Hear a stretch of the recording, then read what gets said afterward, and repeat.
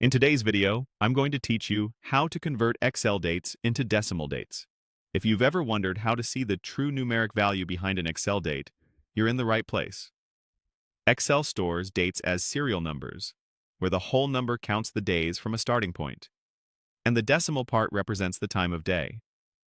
For example, a value ending in 0 is midnight, 0.25 is roughly 6 a.m., 0.5 is noon, and 0.75 is about 6 p.m.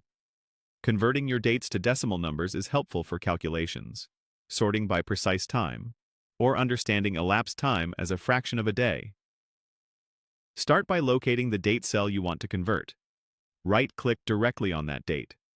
If you want to do this for multiple dates at once, select the whole range first and then right-click any one of the selected cells. This brings up a context menu that lets you change how the cell displays its contents without altering the underlying value. Next, choose Format Cells from the menu.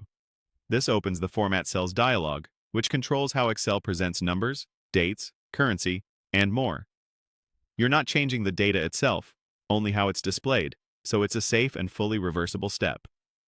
Inside the dialog, switch to the number category.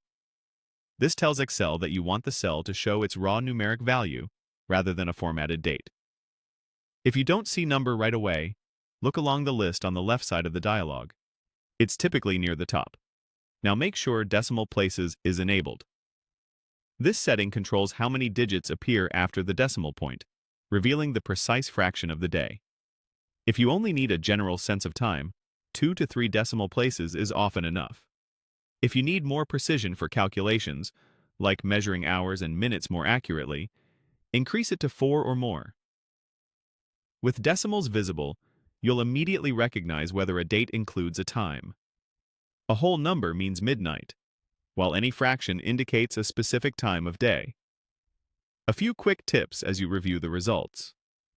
If the cell shows a series of hash marks, widen the column to make room for the longer numeric value.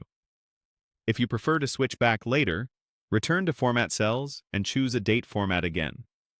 And if your analysis depends on hours instead of fractions of a day, remember that you can multiply the decimal portion by 24 in a separate calculation to translate it into hours without altering the steps you just performed.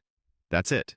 Your Excel dates now display as decimal dates, ready for precise analysis.